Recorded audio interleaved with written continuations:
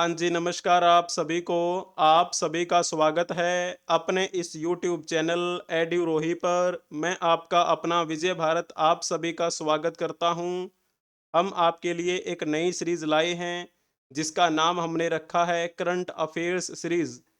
इस सीरीज़ के अंतर्गत चलने वाली कक्षाएँ आप सभी को सुबह 6 बजे मिल जाया करेंगी, अपने इस यूट्यूब चैनल एड्यूरोही ऑफ़िशियल पर। आप सभी को पता है, 1 जुलाई से पहले हम एक सीरीज़ किया करते थे, जिसका नाम हमने रखा हुआ था सुप्रभात सीरीज़। इस सुप्रभात सीरीज़ के अंतर्गत चलने वाली कक्षाओं में 2 भाग हम एक साथ कवर कर लिया करते थे।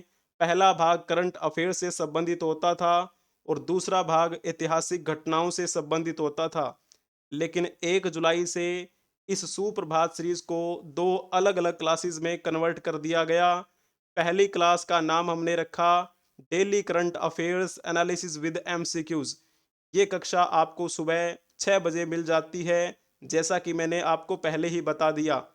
और इस करंट अफेयर्स की सीरीज़ का नाम हमने रखा है करंट अफेयर्स सीरीज़।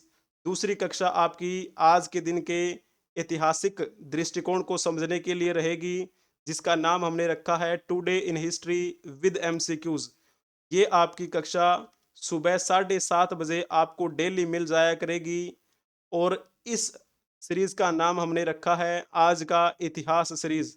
तो चलिए, आप सभी का स्वागत है 2 जुलाई के दिन करंट अफेयर्स की इस कक्षा में।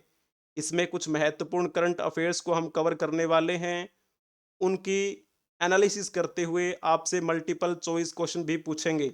सभी को पता है कि ये आपकी कक्षा मंडे टू फ्राइडे चलेगी। सैटरडे संडे की आपकी इसमें छुट्टी रहने वाली है। तो पहले आपको बता देते हैं कि आज की इस कक्षा में हम क्या-क्या कवर करने वाले हैं। 3 नए आपराधिक कानून पूरे भारत में लागू हो गए हैं। आप सभी को पता है वो कौन-कौन से कानून हैं। भारतीय न्याय संहिता 2023, भारतीय नागरिक सुरक्षा संहिता 2023, भारतीय साक्ष्य अधिनियम 2023। तो ये तीनों जो कानून हैं अभी लागू हुए हैं। इनके पीछे की पृष्ठभूमि क्या है, कौन कौन सी नई धाराएं ऐड हुई हैं, कुछ महत्वपूर्ण बातें हम कवर करेंगे इन तीनों कानूनों के बारे में। दूसरी न्यूज़ आपकी रहेगी, हंगरी ने संभाली यूरोपियन संघ की अध्यक्षता। हंगरी एक देश का नाम है जिसकी राजधानी बुडापेस्ट है। अब की बार यूरोपीय संघ, जिसे हम यूरोपीय यूनियन के नाम से जानते हैं, उसकी अध्यक्षता करेगा ये हंगरी देश। इसके बारे में भी हम बातें करेंगे। अमेरिकी सांसदों ने हिंदुओं को हिंदू फोबिया के खिलाफ किया आश्वस्त। तो जैसे अभी को पता है आप सभी को कि बहुत सारे कुछ सालों से अगर आप देख पा रहे होंगे तो हिंदू फोबिया आपको देखने को मिलेगा। चाहे हम बॉलीवुड की बात करें, हिंदू जो कैटेगरी है उनको गलत रूप से प्रदर्शित किया जाता है किसी न किसी वे में, ठीक है? तो इस प्रकार से अमेरिकी सांसदों ने ऐसा क्या किया है, उनको ऐसी ज़रूरत क्यों पड़ी कि वो हिंदुओं को आश्वस्त कर कर रहे हैं, क्यों ऐसा है? तो उनके बारे में भी हम बातचीत करने वाले हैं।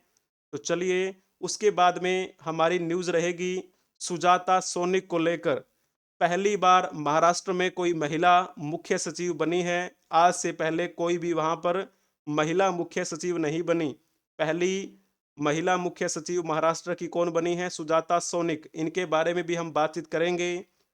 इंडोनेशिया ने वस्तुओं पर आयात शुल्क लगाने की बनाई योजना। आयात शुल्क का मतलब आपको पता है, किसी भी बाहरी देश से अगर हम अपने देश में कोई चीज़ मंगवा रहे हैं और उस पर अगर हम टैक्स लगा दें, उसे कहेंगे हम आयात शुल्क, यानी कि इम्पोर्ट ड्यूटीज़। तो इसके क्या मायने हैं वो भी आपको समझाएंगे और क्वेश्चन भी आपसे पूछेंगे। मेजर जनरल पीटी मैथ्यू को जीओसी नियुक्त किया गया। ये जीओसी का मतलब क्या होता है और कौन है जनरल वीटी मैथ्यू, इनके बारे में बातचीत करते हुए आपसे मल्टीपल चॉइस क्वेश्चन पूछेंगे। ठीक है? अगर आपको ये कक्षा पसंद आ जाए तो कक्षा को लाइक कर दीजिएगा और अपने दोस्तों के साथ इसे शेयर भी कर दीजिएगा। अगर आपने अभी तक इस यूट्यूब चैनल को सब्सक्राइब नहीं किया है तो आप इसे सब्सक्राइब भी कर लीजिए। इसके अलावा आप हमें अदर सोशल मीडिया प्लेटफॉर्म के माध्यम से संपर्क कर सकते हैं। आपको सर्च करना है एड्यूरोही24।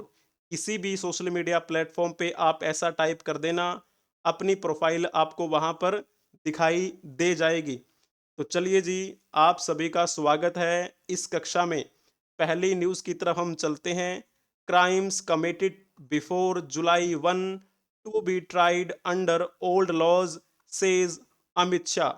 अमित शाह ने कहा है कि 1 जुलाई से पहले अगर किसी ने अपराध किया है, उन अपराधों की सुनवाई पुराने कानूनों के तहत ही होगी। पुराने कानून कौन कौन से थे? जिसे हम कहते हैं आईपीसी, सीआरपीसी, और उसे हम कहते थे तीसरे को आईईए। तो अगर 1 जुलाई से पहले किसी ने अपराध किया और उस पर अगर कोई मुकदमा चल रहा है तो वो पुराने कानूनों के तहत ही चलेगा। तो थोड़ी सी हम बातचीत करेंगे कैसे क्या कहानी है, ठीक है ना। तो अब 1 जुलाई से, यानी कि 1 जुलाई 2024 से पूरे भारतवर्ष में नए 3 आपराधिक कानून लागू हो गए हैं। इनके पीछे की पृष्ठभूमि क्या है? जब हम बात करें आईपीसी, जो आपकी धारा लगती थी, अब आईपीसी धाराओं की जगह पर आपको कौन सी धाराएं दिखाई देंगी? बीएनएस की धाराएं दिखाई देंगी। तो थोड़ा सा यहां पर आपको समझना है। सबसे पहले देखो, भारतीय न्याय संहिता 2023 ये किसकी जगह लेने वाला है? तो ये आपका आईपीसी की जगह पर लेने वाला है, ठीक है ना। आईपीसी, इंडियन पेनल कोड जिसे हम जानते थे, इंडियन पेनल कोड 1860, उसकी जगह पर ये आ गया है।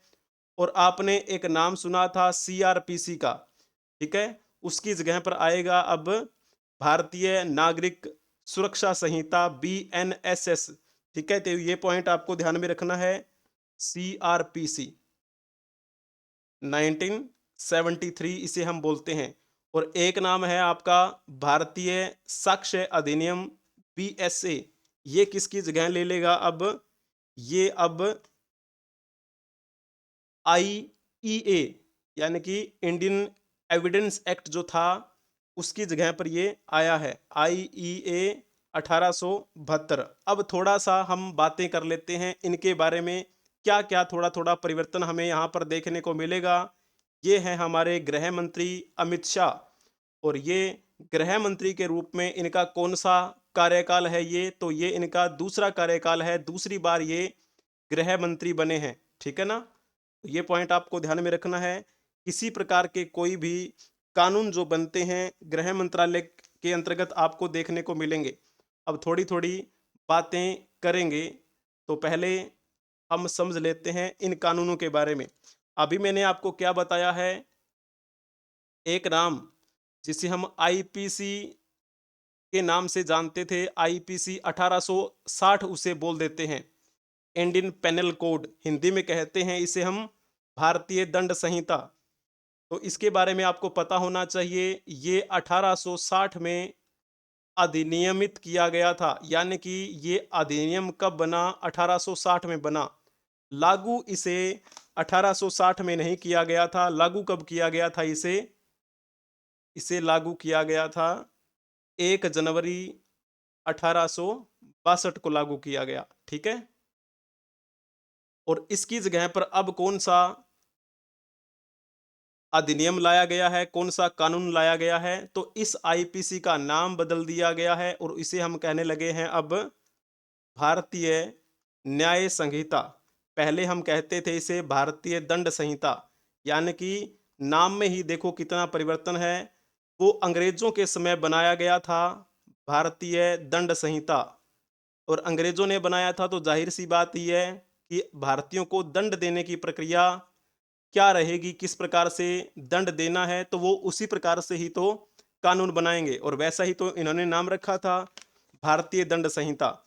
अब जैसे बात करते हैं, इसका नाम भी बदल दिया गया है, कुछ धाराएं ऐड की गई हैं, कुछ धाराएं रिमूव कर दी गई हैं जो प्राचीन समय में चली आ रही थी। भारतीय न्याय संहिता 2023, तो इसे 2023 में क्या किया था? अधिनियमित किया गया था, लेकिन लागू करने की जब बारी आती है तो उसे हम क्या बोलेंगे? 1 जुलाई 2024। इसे हम किस नाम से जानेंगे अब? 2023 बीएनएस के नाम से जानेंगे, बीएनएस 2023। ठीक है, लागू होने का दिन तो आपको पता लग ही गया। पूरे भारत में इसे लागू किया गया है 1 जुलाई 2024, यानी कि कल ही इसे लागू किया गया। क्लियर हुआ आपको ये पॉइंट? बहुत ही बढ़िया, अगर आपको ये पॉइंट क्लियर हो गया है तो कुछ महत्वपूर्ण जो बातें हैं वो आपको ध्यान में रखनी है। जैसे कि हम कुछ धाराओं की बात कर रहे हूं, आईपीसी की धाराएं आप पढ़ते ही थे हमेशा। आईपीसी और इस बीएनएस की धाराओं में थोड़ी सी बात कर लेते हैं। अगर ज्यादा बात करेंगे तो आपकी क्लास बहुत लंबी हो जाएगी, फिर भी जो इंपॉर्टेंट बनता है हमें कर लेना चाहिए। देशद्रोह के मामले में कौन सी धारा लगती थी आईपीसी की? आप सभी को पता है, देशद्रोह के लिए धारा 124 लगा करती थी, लेकिन इसका नाम बदला गया है, बीएनएस 2023 किया गया है। इसके तहत देशद्रोह की धारा कौन सी है? 152। ठीक है, और हत्या के मामले में कौन सी आईपीसी की धारा लगती थी पहले? तो पहले धारा 302 लगा करती थी हत्या के लिए, लेकिन बीएनएस की धारा कौन सी रहेगी हत्या के लिए? तो इसका नाम रहेगा 189।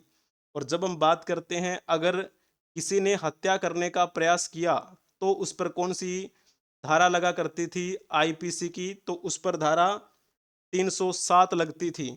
लेकिन अब जो धारा लगेगी प्रयास के लिए, कौन सी लगेगी? धारा 109 लगने वाली है। क्लियर हुआ? तो ऐसे आपको ये कुछ बातें जो हैं वो ध्यान में रखनी है।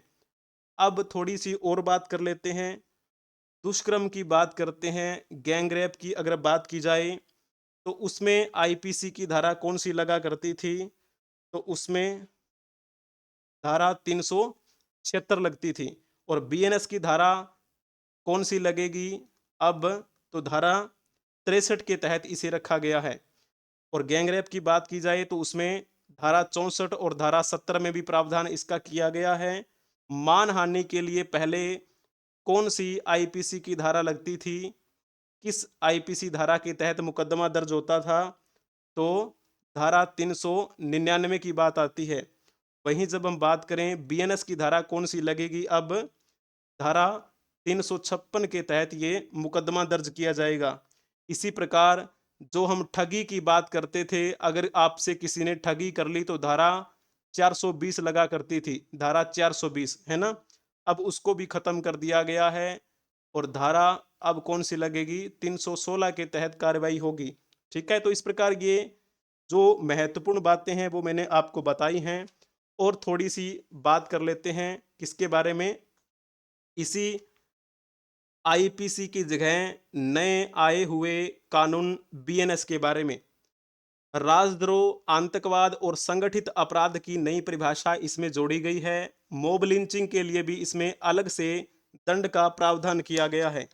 18 साल से कम उम्र की महिलाओं को अगर कोई भी सामूहिक बलात्कार करता है तो उन्हें मौत की सजा इसमें है। ठीक है, तो ये कुछ बातें हैं जो आपको ध्यान में रखनी है। हालांकि कुछ बातें और भी है इस कानून में। अगर महिलाओं के साथ अगर आप शादी का वादा करते हैं, उन्हें रोजगार में आप कह सकते हैं कि उनकी प्लेसमेंट करवा देंगे, या फिर उनका आप कह सकते हैं ना पदोन्नति करवा देंगे, कहीं पर वो कार्यरत हैं आपके ऑफिस में जहां पर भी, तो उनकी आप प्रमोशन करवाएंगे। अगर इस प्रकार का अगर आप उनसे झांसा देते हैं और फिर आप उनसे संभोग करते हैं, तो फिर आपको क्या है, इसमें 10 साल तक कैद हो सकती है और जुर्माने का भी प्रावधान इसमें रखा गया है। इसमें ऐसा भी कहा गया है कि अगर कोई पुरुष ऐसा बिना बताए कि वो पहले से विवाहित है और फिर वो किसी लड़की से शादी कर लेता है, उसके लिए भी सजा का प्रावधान किया गया है। 10 साल की सजा इसमें है, 10 साल की कैद होगी और जुर्माने का प्रावधान भी इसमें किया गया है इसके तहत। और जैसे बात करें महिलाओं के लिए, और इसमें क्या कहा गया है, तो इसमें बच्चों के लिए भी अधिकारों की रक्षा से संबंधित कुछ बातें कही गई है। 18 वर्ष से कम आयु के पीड़ित बच्चों को बच्चों की श्रेणी में रखा गया है। अब अगर नाबालिग की खरीद फरोख्त होगी तो उसमें 14 साल की सजा का प्रावधान किया गया है। बच्चों से अपराध करवाना या फिर आपराधिक कृत्य में बच्चों को शामिल करना, ये भी एक दंडनीय अपराध रखा गया है। तो ये आपको बातें ध्यान में रखनी है। क्लियर हुआ? अब जैसे हम बात करते हैं दूसरे कानून के बारे में। आपने पढ़ा होगा सीआरपीसी के बारे में। सीआरपीसी 1973 के नाम से जिसे हम जानते हैं, उसे क्या बोलते थे हम पहले? उसे हम दंड प्रक्रिया संहिता के नाम से जानते थे। ठीक है? दंड प्रक्रिया संहिता। और पहला कौन सा था? आईपीसी, जिसे भारतीय दंड संहिता के नाम से जानते थे। तो अंग्रेजों के समय में ये कानून बनाए गए थे। जब हम इस सीआरपीसी की बात करते हैं तो इसकी जगह पर अब कौन सा नया कानून आया है? तो इसका नाम रखा गया है, सॉरी, उसका नाम अब रखा गया है नागरिक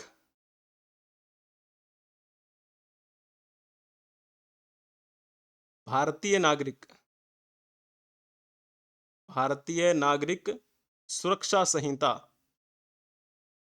भारतीय नागरिक सुरक्षा संहिता 2023 इसका ये नाम रखा गया है। इसे अगर आप शॉर्ट फॉर्म देंगे तो इसका क्या नाम देंगे, बता दीजिए कमेंट में। ठीक है? तो सीआरपीसी के बारे में आपको पता होना चाहिए। हालांकि ये जो सीआरपीसी था ना, वो 1882 में अधिनियमित किया गया था। ठीक है? 1882 की बात है। काफी पुराना है वैसे तो, लेकिन इसमें फिर संशोधन हुए थे कई बार। 1898 में इसमें फिर क्या हुआ था? संशोधन हुआ सीआरपीसी में। ठीक है? और फिर उसके बाद में 1923 में भी इसमें संशोधन किया गया। 1955 में भी इसमें संशोधन किया गया। 1973 में भी इसे संशोधित किया गया था। इसी वजह से आपको पता है, जब 1973 में इसे संशोधित किया गया था तो लागू कब किया गया? तो लागू किया गया था ये 1 अप्रैल 1974 को। इसी वजह से यहाँ पर लिखा जाता है सीआरपीसी 1973, क्योंकि 1973 में ये फाइनली अधिनियमित किया गया था। अब इस सीआरपीसी की जगह पर कौन सा कानून आपको दिखाई देगा? उसका नाम रखा गया है भारतीय नागरिक सुरक्षा संहिता। क्लियर हुआ आपका ये पॉइंट? अब इसे हम क्या नाम देंगे? तो आप नाम लिख सकते हैं।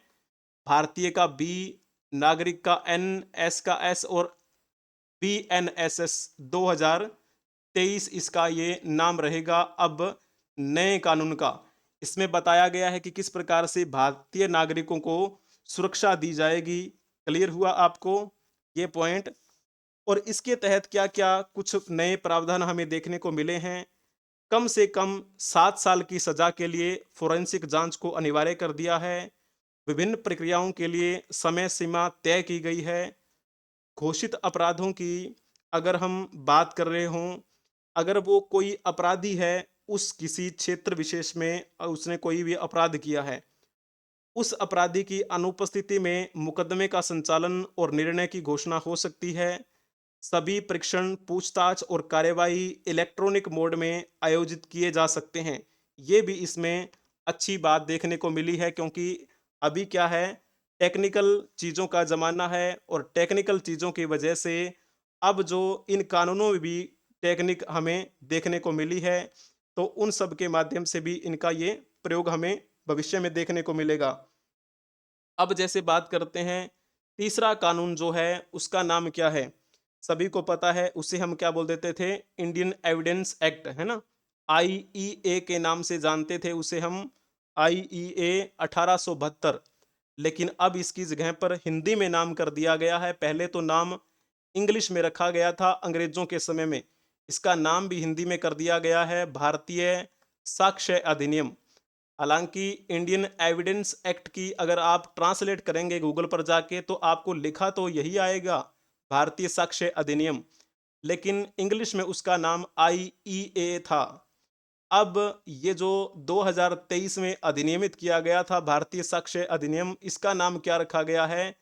बीएसए 2023 इसका ये नाम किया गया है। ठीक है?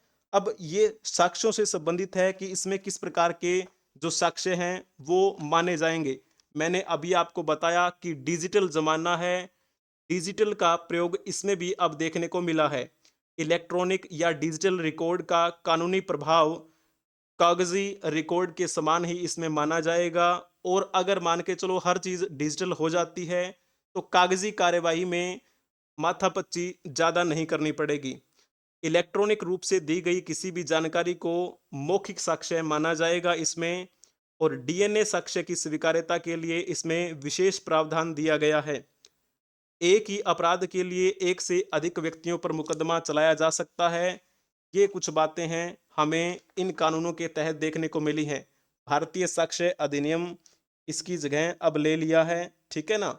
और जब हम इस 1872 की बात करते हैं, जब ये लाया गया था आईईए, क्लियर हुआ। ये कुछ बातें हैं जो हमें इन तीनों कानूनों के तहत देखने को मिली है। अब हम इन तीनों कानूनों के बारे में एक बात आपको बता देते हैं। चलो मैं क्वेश्चन पूछ लेता हूं आपसे, ठीक है, फिर मैं एक्सप्लेन कर दूंगा कि कब इनको पारित किया गया था, कब ये प्रस्ताव लाया गया, कौन लेकर आया, कब ये राज्यसभा में पारित हुआ, सारी बात कवर करेंगे। लेकिन पहले आपको एक बता देते हैं, अभी जैसे मैंने बताया था, न्यू क्रिमिनल लॉ लागू कर दिए गए हैं पूरे भारत में, और भारत में पहली एफआईआर भी दर्ज कर ली गई है।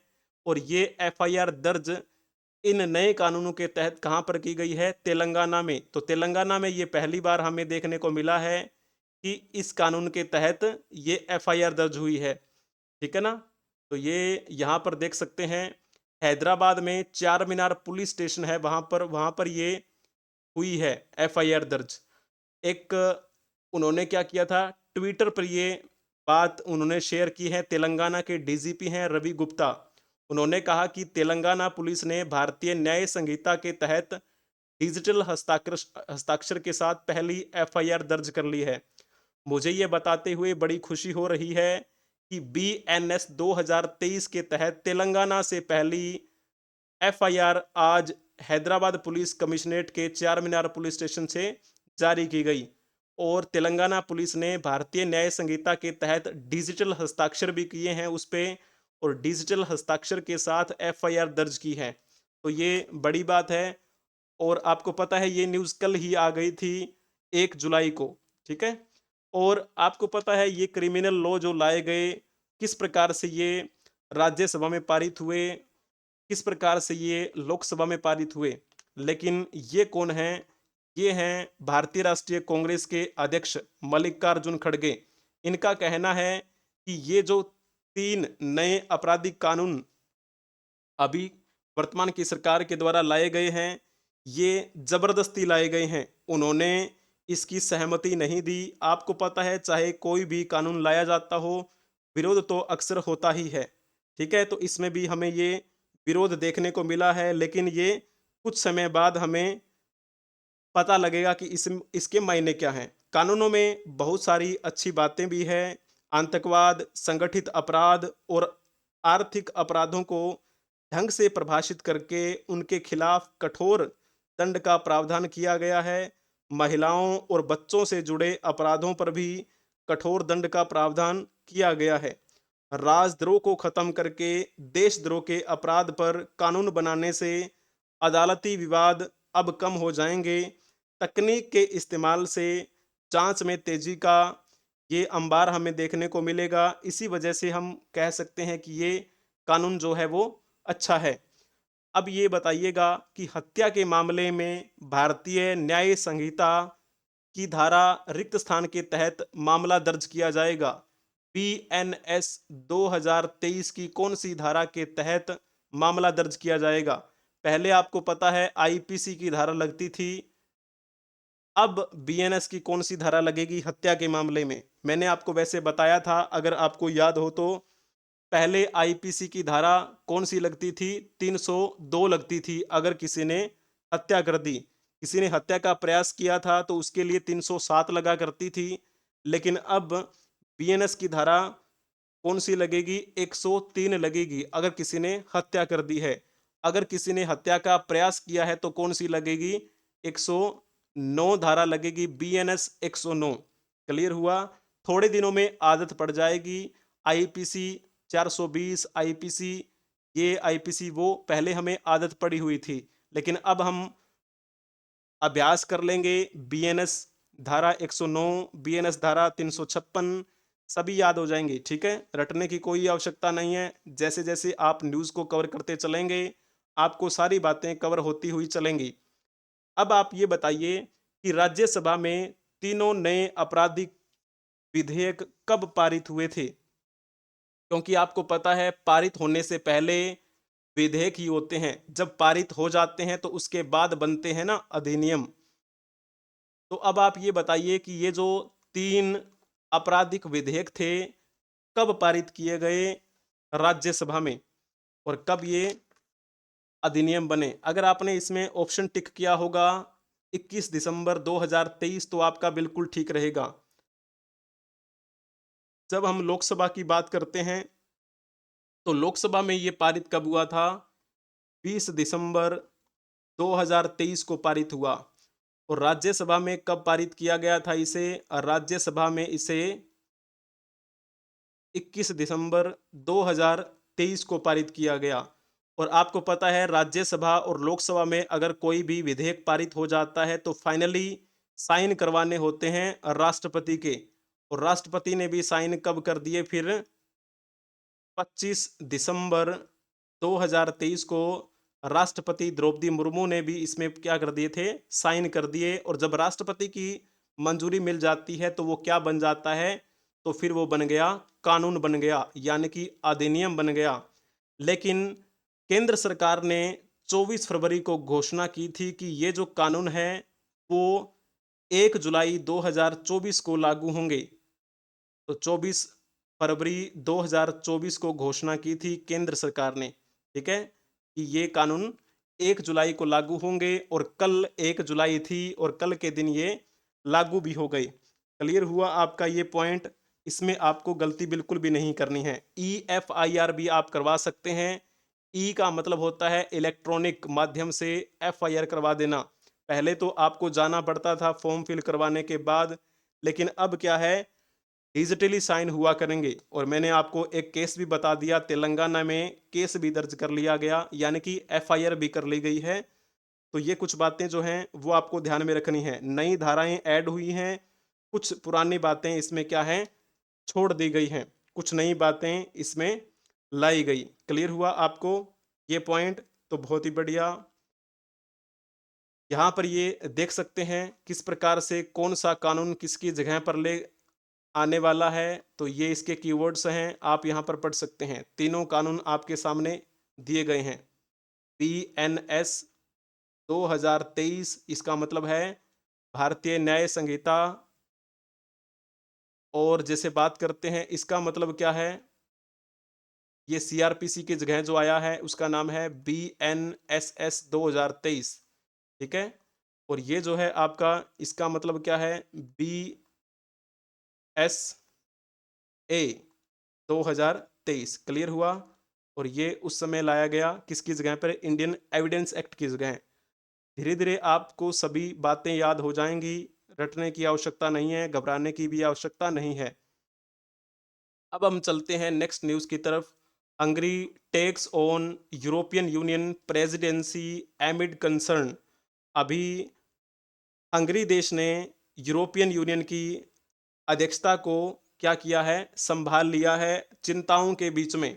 इन्होंने कहा है कि we will be honest brokers, हम ईमानदार मध्यस्थ रहेंगे, सभी सदस्य देशों और संस्थाओं के साथ निष्ठापूर्वक काम करेंगे। हंगरी के यूरोपीय संघ मामलों के मंत्री जानोस बोका ने जून के मध्य में अध्यक्षता के कार्यक्रम का अनावरण करते हुए ये सारी की सारी बातें कही। और वाकई में मध्यस्थ बनकर रहेंगे तभी तो उस अध्यक्षता का फायदा भी है, ठीक है ना।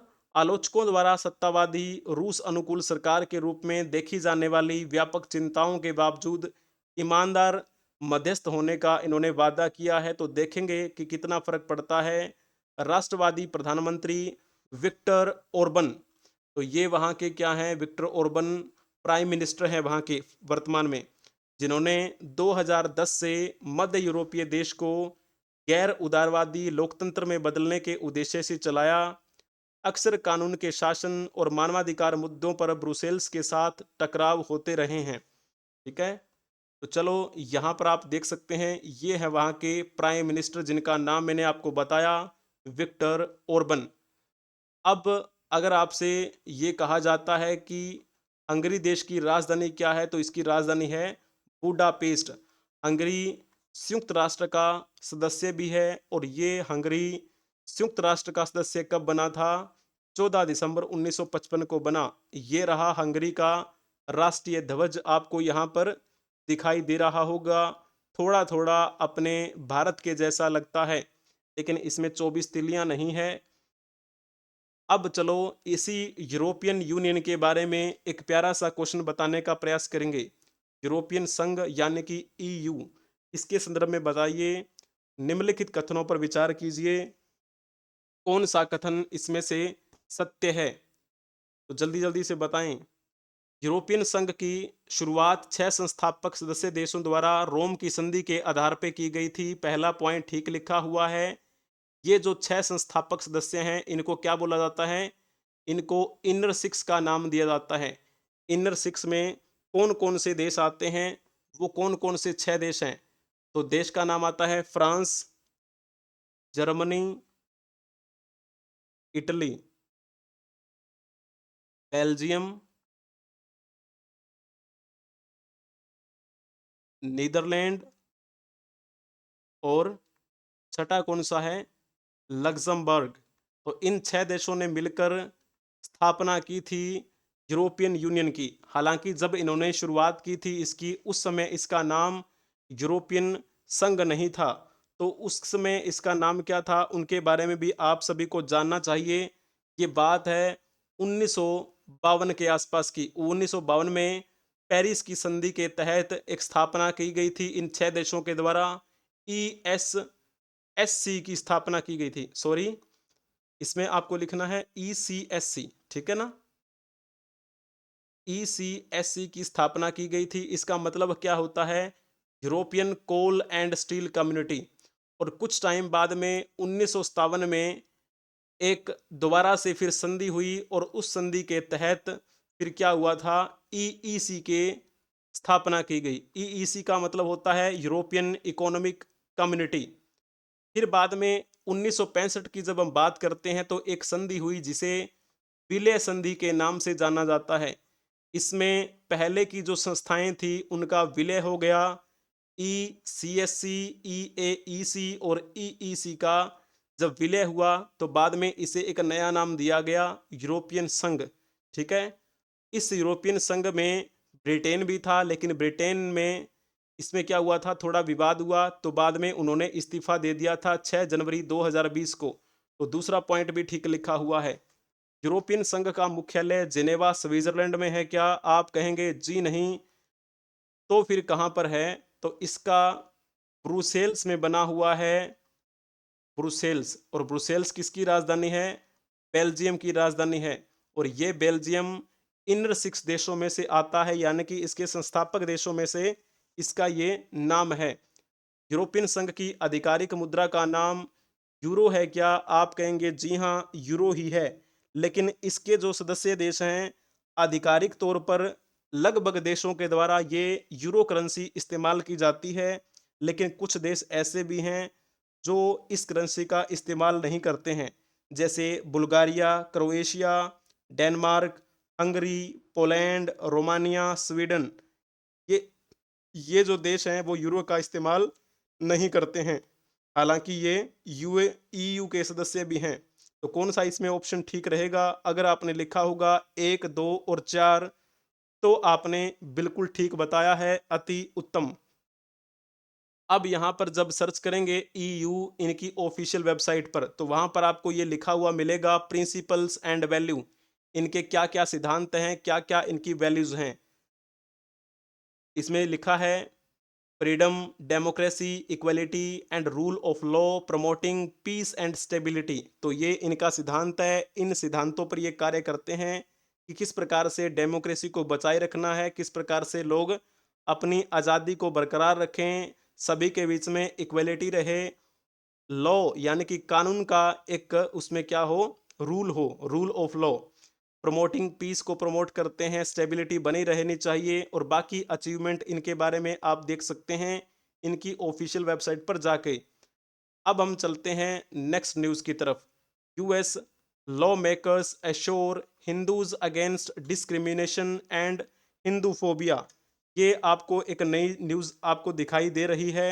यूएस के जो लॉ मेकर हैं उन्होंने हिंदुओं को भेदभाव और हिंदू फोबिया के खिलाफ आश्वस्त किया है। हिंदू फोबिया का मतलब क्या होता है? हर बात बात पे हिंदुइज्म को कटघरे में खड़ा कर लेना, उसको नेगेटिव दिखाने का प्रयास करना, ऐसा आप मान सकते हैं। पिछले कुछ सालों में आपको पता है, जैसे हम बॉलीवुड की बात करते हैं, बॉलीवुड में हमेशा से ही, मतलब मोस्टली आप कहेंगे कुछ सालों से, इसमें हिंदुइज्म को एक नेगेटिव एस्पेक्ट में दिखाया जाता है। चाहे हम बात करें, संतों की बात कर रहे हों, उनको एक अलग तरीके से पेश किया जाता है। तो ये एक हिंदू फोबिया का ही कारण है, ठीक है ना?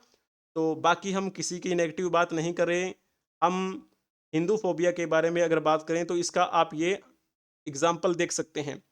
The coalition of Hindus and north America COHNA said that this year Hindu have faced numerous attacks and vandalization of multiple temple।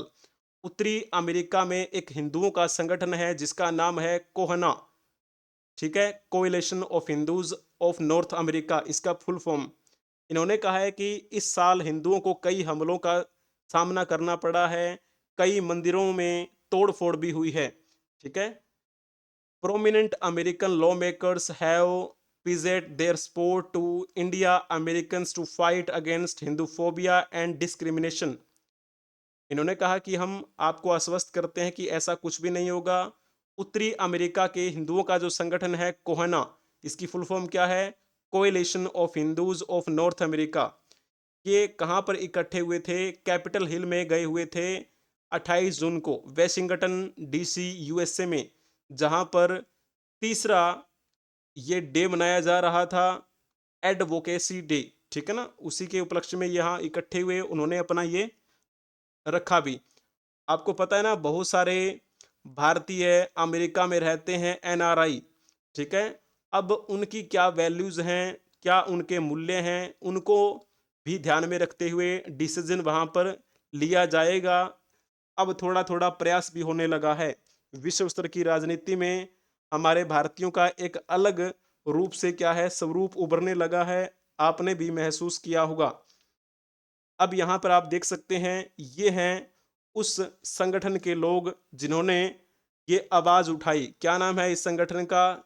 COHNA, coalition of Hindu of North Americas, ठीक है ना? ये क्लियर हो गया आपको। अब आपको पता है ना, संयुक्त राज्य अमेरिका, इस देश के संविधान से हमने हमारे भारतीय संविधान में भी कुछ न कुछ बातें प्राप्त की हैं। अब आप ये बताइए कि ऐसी क्या अवधारणा है जो हमने संयुक्त राज्य अमेरिका के संविधान से ग्रहण की हुई है? आप जल्दी से बताने का प्रयास करेंगे। कौन सा ऑप्शन इसमें से ठीक रहेगा, जल्दी से बताएं। अगर आपने इसमें लिखा होगा ना मूल अधिकार, तो आपने बिल्कुल ठीक लिखा है। मौलिक अधिकार जिसे हम बोल देते हैं। और बाकी ऑप्शंस के बारे में बात की जाती है। कानून के शासन की अवधारणा, यानी कि रूल ऑफ लॉ की बात करते हैं, तो ये हमने कौन से देश से लिया है? तो ये हमने इंग्लैंड के संविधान से लिया है, ठीक है। हालांकि उनका लिखित संविधान नहीं है। केंद्र राज्य संबंधों की अवधारणा, यानी कि केंद्र और राज्यों के बीच में जो संबंध की बात है, वो हमने किस देश के संविधान से प्राप्त की है? तो यहाँ पर आपको देखने को मिलेगा कनाडा का नाम, कनाडा के संविधान से। राज्य के नीति निदेशक तत्वों का सिद्धांत हमने कौन से देश से लिया है? तो आपने एक देश का नाम बखूबी सुना है, आयरलैंड।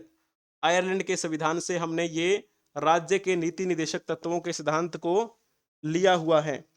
जब आपसे ये पूछा जाए कि मौलिक अधिकार हमारे भारतीय संविधान के कौन से भाग में है, तो यहाँ पर आपको लिख देना है भाग 3 में है, ठीक है ना? कब से कब तक आपको ये देखने को मिलते हैं, तो आप कमेंट में बताने का प्रयास करेंगे कि मौलिक अधिकार जो हैं वो कौन कौन से अनुच्छेद में हैं। जल्दी से बता दीजिएगा। क्लियर हुआ आपका? बहुत बार आपको बताया भी जाता है कक्षा में।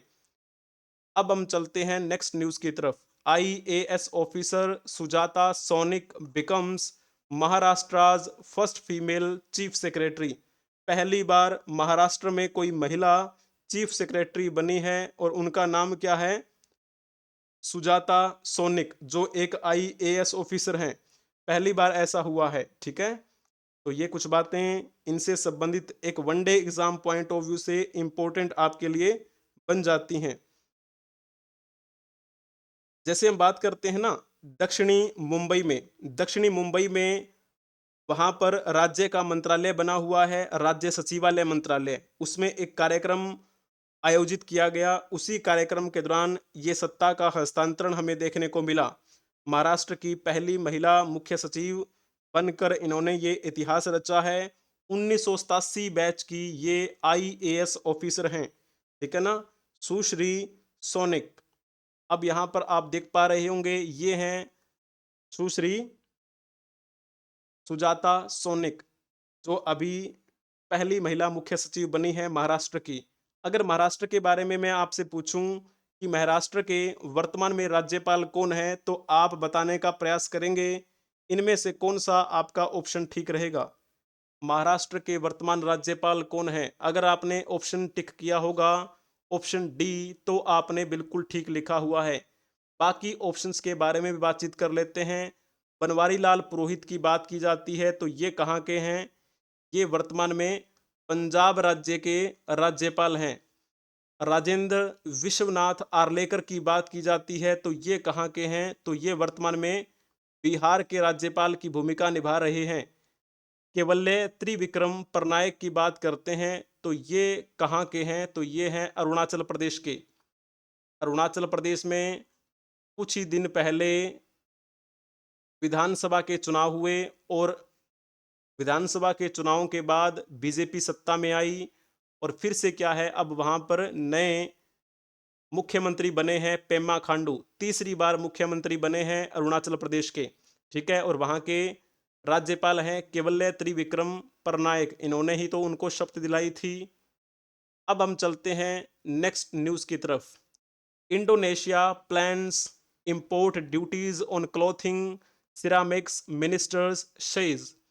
इंडोनेशिया अब प्लान कर रहा है कि वो इंपोर्ट ड्यूटीज लगाएगा। कहने का भाव क्या है कि अगर उसके देश में कोई भी चीज हम भेजेंगे तो वो अपने देश में इंटर होने से पहले उस पर क्या है, टैक्स लगाएगा। और कितना टैक्स लगाने का सोच रहे हैं ये? 100 से लेकर 200% तक ये वहां टैक्स इंपोर्ट ड्यूटीज लगाने का ये फैसला कर रहे हैं। इंपोर्ट ड्यूटीज के फायदा क्या है? मान के चलो ये है ए देश यानी कि इंडोनेशिया की बात कर लेते हैं। ए देश ने सोचा कि वो इंपोर्ट ड्यूटी लगाएगा। पहले समझने का प्रयास करें, ग्लोबलाइजेशन की बात करते हैं, वैश्वीकरण की बात करते हैं। एक देश दूसरे देश के साथ व्यापार भी करता है, तो इस प्रकार से ये दो देश हैं। अब मान के चलो बी देश में व्यापार अच्छा होता है और भी देशों के साथ में, छोटे मोटे देशों के साथ। बी देश में उत्पादन भी बहुत ज्यादा है और यहाँ पर फैक्ट्री भी बहुत लगी हुई है। एग्जाम्पल के तौर पे एक बैग बनता है, बहुत सारे बैग अगर ये बी देश ए देश को भेजता है, यानी कि बैग यहाँ पर इनको भेजे, तो जब यहाँ पर इस देश में एंट्री होंगे ये बैग, तो ये ए देश क्या करेगा, उस बैग पर टैक्स लगा देगा, जिसे हम आयात टैक्स कह देते हैं। अब मान के चलो ये बैग बी देश ने 1 रुपए में बनाया था, ठीक है, और इसने क्या किया, इंपोर्ट टैक्स लगा दिया। कितना लगाया? 100 रुपए लगा दिया। तो अब ये 101 में यहां पर क्या है, बिकेगा।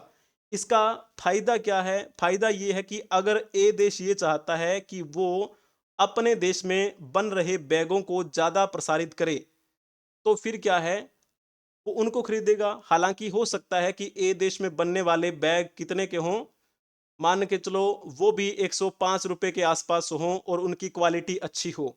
तो ये एक प्रकार की सुरक्षा होती है अपने उद्योगों को सुरक्षित करने के लिए। जब यहाँ पर हमारे अंग्रेज आए हुए थे तो वो भी तो ऐसा ही करते थे, हमारे भारत से बहुत सारी चीजें ले जाया करते थे। कई बार तो ऐसा भी होता था, यहाँ पे चीजें उत्पादित होती थी लेकिन वहां पर जब जाती थी कपड़े वगैरह, तो उनके टैक्स बड़े हाई कर देते थे। वो इंपोर्ट टैक्स बड़ा हाई होता था। हाई इंपोर्टेंट टैक्स होने की वजह से वहां पर महंगा बिकता था और उनके देश में बनने वाले सस्ते हो जाते थे। तो जाहिर सी बात है ना, लोग कौन कौन सी चीज खरीदेंगे? सस्ते वाली खरीदेंगे। यही होता है इसके पीछे का एक कारण।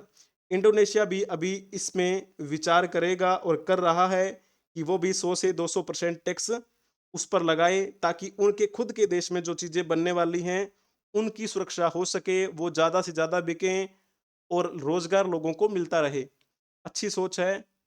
ये जूते का एग्जाम्पल भी आप देख सकते हैं, ठीक है ना? तो ये पॉइंट है। अब चलो, कई बार पूछ लिया जाता है इंडोनेशिया के बारे में क्वेश्चन। दक्षिणी पूर्वी एशियाई राष्ट्र संगठन आसियान का मुख्यालय कहाँ पर है? आसियान का मुख्यालय आपको बताना है, जल्दी जल्दी से बताएंगे। आसियान का मुख्यालय, जाहिर सी बात है, जकार्ता इंडोनेशिया आपने अगर लिखा होगा तो बहुत ही बढ़िया, आपने ऑप्शन टिक किया है। आसियान का मतलब होता है association of south east Asian Nations, ठीक है। इसकी स्थापना कब हुई थी? इसकी स्थापना हुई थी 8 अगस्त 1967 को। कहाँ पे हुई थी? बैंकॉक में। बैंकॉक किसकी राजधानी है? थाईलैंड की राजधानी है। लेकिन इसका मुख्यालय कहाँ पर बनाया गया है? इंडोनेशिया की राजधानी जकार्ता में बनाया गया है।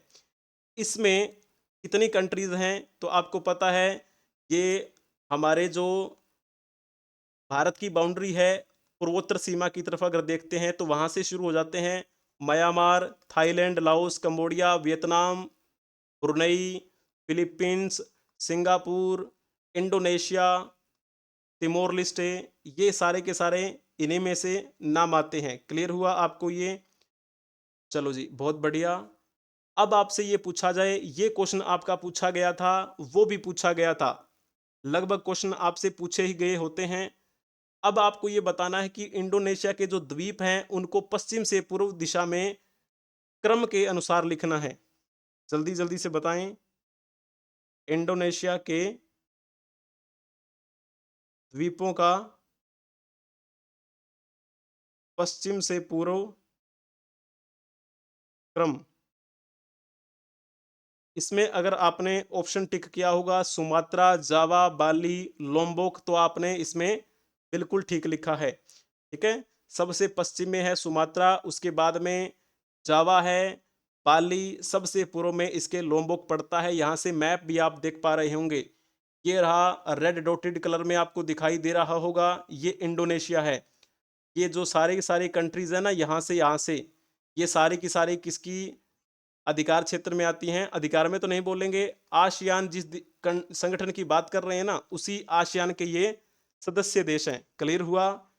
ये इंडोनेशिया जो है ना, ये संयुक्त राष्ट्र संघ का सदस्य भी है। संयुक्त राष्ट्र संघ की सदस्यता इंडोनेशिया ने कब ग्रहण की थी? 28 सितंबर 1950 को ये यूएन का सदस्य बना। इसकी राजधानी जकार्ता है और एक नई राजधानी नूसंतारा, ठीक है, कुछ परिवर्तनों की वजह से ये बनाई गई। इसमें भी आप पढ़ लीजिएगा। अब हम चलते हैं नेक्स्ट न्यूज की तरफ। Major general V T. Mathews take charges as GOC for Karnataka and Kerala sub area. अभी हाल ही में मेजर जनरल वी.टी. मैथ्यू ने कर्नाटक और केरल सब एरिया के जीओसी के रूप में पदभार संभाला है। जीओसी की जब बात की जाती है तो इसका मतलब क्या होता है आपको पता होना चाहिए। जीओसी का मतलब है जनरल ऑफिसर कमांडिंग। कर्नाटक और केरल सब एरिया के जीओसी का पदभार संभालने से पहले की अगर हम बात करें तो ये मेजर जनरल स्टाफ भी रहे और डॉक्ट्रिन मुख्यालय सेना प्रशिक्षण कमान में ये वहां पर रहे थे, ठीक है। तो अभी जीओसी यानी कि जनरल ऑफिसर कमांडिंग के रूप में ये कार्यभार संभालेंगे। इनसे पहले कौन थे? तो नाम आता है रवि मुरुगन का। रवि मुरुगन का नाम आपने न्यूज में बहुत बार सुना था। उन्हीं की जगह इन्होंने ली है अब जीओसी के रूप में। क्लियर हुआ आपको? बहुत बढ़िया। 37 साल के कार्यकाल के बाद ये अब क्या है, संन्यास ले चुके हैं, आप ऐसा कह दीजिए, ठीक है। अब इनकी जगह पर आए हैं नए जीओसी जिनका नाम है मेजर जनरल वी.टी. मैथ्यू। अभी इस कर्नाटक के बारे में बताओ जहां पर ये मेजर जनरल जीओसी के रूप में नियुक्त हुए हैं। क्या आप बता सकते हैं कर्नाटक के वर्तमान में मुख्यमंत्री कौन है? जल्दी से बताएंगे। कौन सा इसमें से ऑप्शन ठीक रहेगा? कर्नाटक के वर्तमान में मुख्यमंत्री कौन हैं? चलो जल्दी जल्दी से बताएंगे। अगर आपने लिखा होगा ना सिद्धारमैया तो आपने बिल्कुल ठीक लिखा है, बहुत ही बढ़िया। पिनरई विजयन की बात करते हैं तो ये कहाँ के हैं? ये केरल के सीएम है पिनरई विजयन। पिनरई विजयन ने अभी थोड़े ही दिन पहले विधानसभा में एक प्रस्ताव पेश किया था केरल का नाम बदलने के लिए, और उसका नाम केरलम करने के लिए इन्होंने कहा, और केंद्र सरकार से गुहार लगाई है कि वो जल्दी से इस केरल का नाम केरलम कर दें, क्योंकि मलयाली भाषा में इसे केरलम कहा जाता है, लेकिन जो 8वीं अनुसूची है हमारे संविधान की उसमें सभी भाषाओं में इसका नाम केरल लिखा हुआ है। इसी वजह से इसका नाम केरलम कर दिया जाना चाहिए। ऐसा प्रस्ताव विधानसभा में पारित करवाया था, ठीक है ना? अब ये केंद्र की तरफ इशारा है कि वो कब तक इसको मंजूरी दे देते हैं और केरल का नाम केरलम कर दिया जाएगा। नवीन पटनायक के बारे में तो आपको पता ही है, ये ओडिशा के पूर्व मुख्यमंत्री रहे हैं। कौन सी पार्टी के हैं ये हैं बीजेडी, भार जो कौन सी दल है? बीजू जनता दल। अभी वर्तमान में सीएम कौन बने हैं? तो वर्तमान में परिवर्तन हो गया है, मोहन चरण मांझी वहां पर सीएम बने हैं। पहली बार कोई बीजेपी का सीएम बना है ओडिशा में। लंबे समय की राजनीति बीजेडी की चल रही थी, बीजू जनता दल की चल रही थी। 24 सालों से ये सीएम थे वहां पर, और अब मोहन चरण मांझी बने हैं सीएम। सुखविंदर सिंह सुक्खू की बात की जाती है तो सुखविंदर सिंह सुक्खू ये कहाँ के हैं? तो ये वर्तमान में हिमाचल प्रदेश के सीएम हैं। क्लियर हुआ आपका? बहुत ही बढ़िया, अति उत्तम। तो इस प्रकार आपकी आज की ये कक्षा थी। इस कक्षा की पीडीएफ आपको टेलीग्राम चैनल पे मिल जाएगी। आपको केवल सर्च करना है इसमें एडुरोही24। जब आप एडुरोही24 सर्च करेंगे तो आपको वहां पर पीडीएफ भी मिलेगी और एक क्वेश्चन भी मिलेगा। जितनी भी क्लासेस आज तक मैंने करंट अफेयर से संबंधित ली हैं सभी की पीडीएफ प्रोवाइड भी करवा दी हैं। पहले सुप्रभात सीरीज आपकी चला करती थी, वो सारी पीडीएफ भी आपको वहां पर उपलब्ध है, एक बार चेक कर लीजिएगा। अगर आपको ये कक्षा पसंद आई है तो कक्षा को लाइक कर दीजिए, अपने दोस्तों के साथ इसे शेयर भी कर देंगे। और इसके अलावा अगर आपने सब्सक्राइब नहीं किया है इस यूट्यूब चैनल को तो आप भी इसे सब्सक्राइब कर लीजिए, बेल आइकन बटन को प्रेस कर लीजिए ताकि समय से पहले आपको नोटिफिकेशन मिलती रहे। इसी के साथ में आपको क्या करना है, एड्यूरोही सर्च करना है, एड्यूरोही24 किसी भी सोशल मीडिया प्लेटफॉर्म पे सर्च कर लेना, चाहे टेलीग्राम, चाहे इंस्टाग्राम, व्हाट्सअप चैनल, हिप्पी, शेयर चैट, किसी पर भी आपको अपना ये चैनल वहां पर शो हो जाएगा। उम्मीद है आपको आज की कक्षा पसंद आई है, तो बने रहिएगा हमारे साथ। हम मिलेंगे नेक्स्ट क्लास में, तब तक के लिए हंसते रहें, मुस्कुराते रहें, पढ़ते रहें, खेलते रहें, खिलखिलाते रहें। जय हिंद, जय भारत, वंदे मातरम।